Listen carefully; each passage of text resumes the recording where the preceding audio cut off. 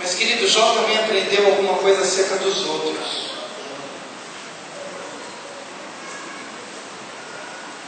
Acerca de Deus, ele pôde aprender que Deus, ele pôde descobrir que Deus tudo pode.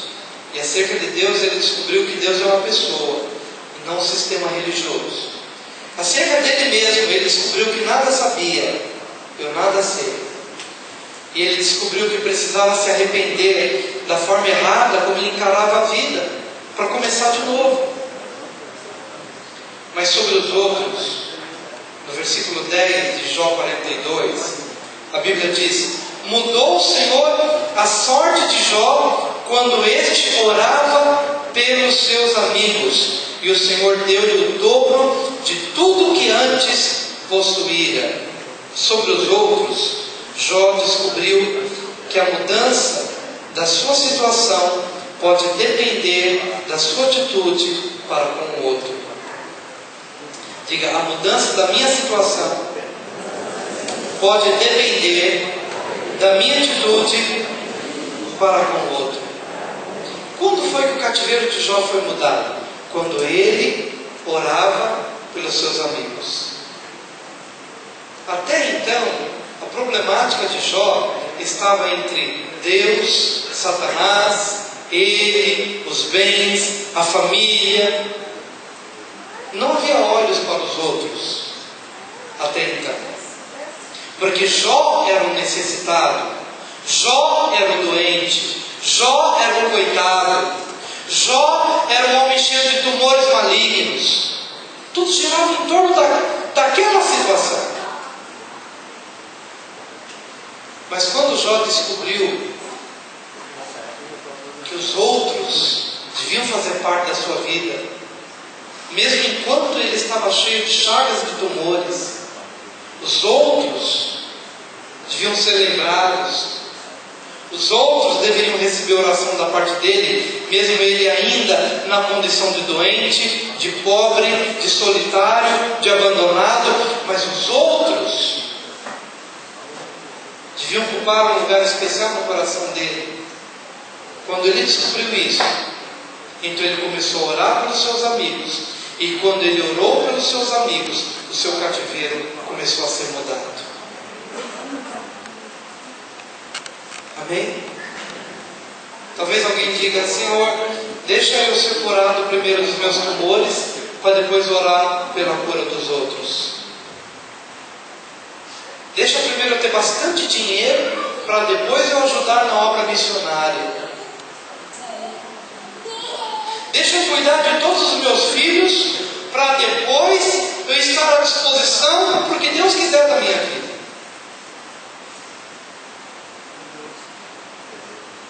Jó pôde entender que os outros eram importantes agora.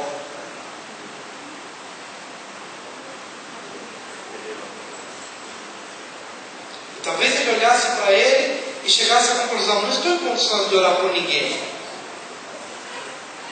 Mas esse era o conceito de Jó e não o conceito de Deus.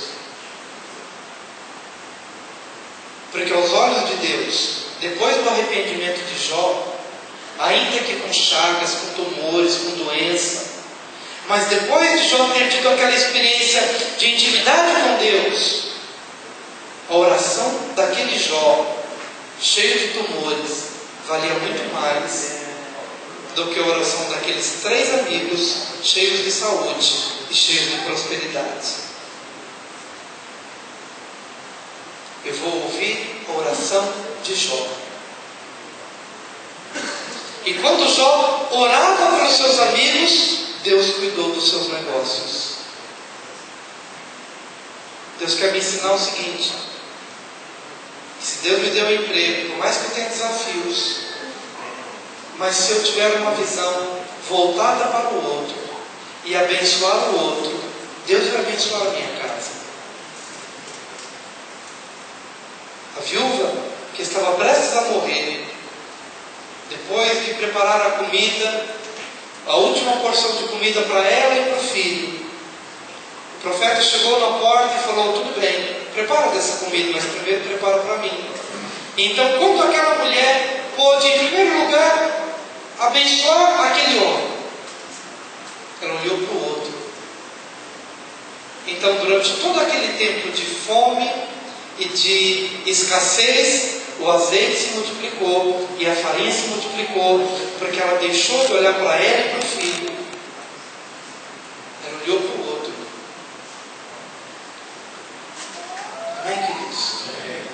Eu creio que Deus está querendo fazer com que nós saiamos realmente do nosso mundo, que a gente fala muitas vezes em nossas pregações, não só nós, mas outras pessoas também. Sair dos nossos desafios, dos nossos alvos pessoais, dos nossos problemas, em torno dos quais nós fazemos girar a nossa vida,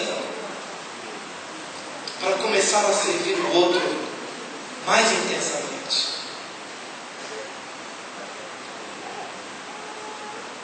Porque é nessa hora que Deus vai mudar o nosso cativeiro.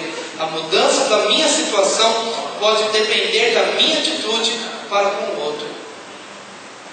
Uma outra coisa que eu aprendo acerca do outro é que a restauração da minha vida como um todo inclui a restauração dos relacionamentos. A Bíblia diz no versículo 11, do 42: então vieram a ele todos os seus irmãos e todas as suas irmãs, e todos quantos dantes o conheceram, e comeram com ele em sua casa, e se condoeram dele, e o consolaram de todo o mal que o Senhor lhe havia enviado. Cada um lhe deu dinheiro e um anel de ouro. O Senhor quer restaurar a minha vida como um todo, mas essa restauração inclui a restauração dos relacionamentos. O Jó solitário pode também ter concebido no seu coração a mágoa em relação às pessoas que o abandonaram na hora da sua dor e na hora da sua tragédia. Mas a Bíblia diz que a restauração, Deus lhe restituiu os bens, Deus fez com que ele tivesse mais filhos, 7 filhos e 3 filhas. Mas veja que além de tudo que o Senhor restaurou relacionamentos. Meu querido, se você andou aí amargurado, triste por uma série de coisas, mas triste com pessoas, Deus quer restaurar toda a tua vida, mas a restauração da tua vida passa pela restauração com as pessoas.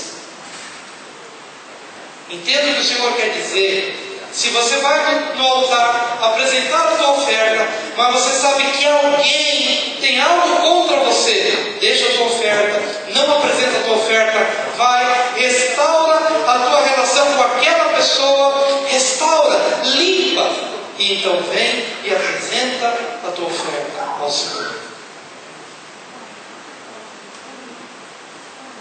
Amém?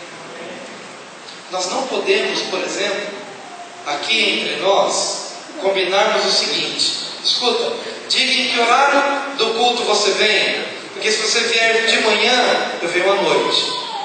Mas se você disser que você vem à noite, eu venho de manhã. Porque não adianta o horário que você vier.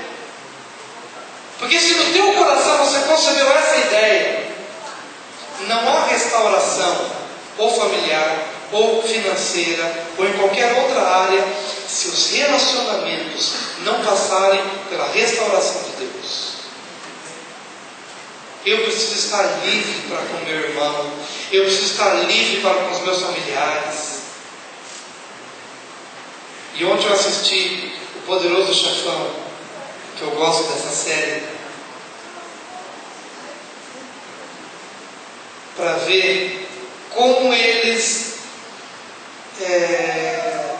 tinham um conceito errado de família. Eles primavam tanto por família, mas a família estava toda destruída. O irmão mandava matar o outro irmão, porque um negócio deu errado, e então pôs na mão do outro para matar alguém da própria família. Tinha um conceito errado de família, mandando matar o próprio irmão. Mas a Bíblia diz, queridos, que quando Deus restaurou a vida de Jó, os irmãos vieram, as irmãs vieram, os que dantes haviam conhecido a Jó e comeram com ele em condoeram dele e o consolaram de todo mal. Houve consolo, houve restauração. Então o que eu aprendo acerca dos outros é que a restauração da minha vida como um todo inclui a restauração dos relacionamentos. Amém? Mas a última coisa que eu aprendo com a experiência de Jó não é sobre Deus, não é sobre mim mesmo e não é sobre os outros. Além disso, eu aprendo algo sobre a vida. Em Jó 42, versículo 14, versículos 13 e 14. Também teve outros 7 filhos e 3 filhas, e chamou o nome da primeira Gemima, e da outra Quesia, e da outra Queren-Apuque. Sabe o que quer dizer Gemima? Gemima? Oi? Rolinha, numa tradução. E na minha também está pomba. Gemima, pomba. Mas quando você vai pesquisar no profundo do grego hebraico, você vai perceber que Gemima quer dizer dia a dia.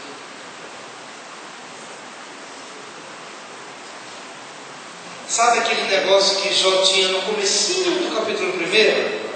Eu vou apresentar sacrifício para os meus filhos, porque pode ser que não tenha pecado e não pode acontecer isso. E o capítulo 3 diz: aquilo que eu mais temia me acontecia, e só me vem canseira, e sobrecarga, e ansiedade, e dor, e pesar.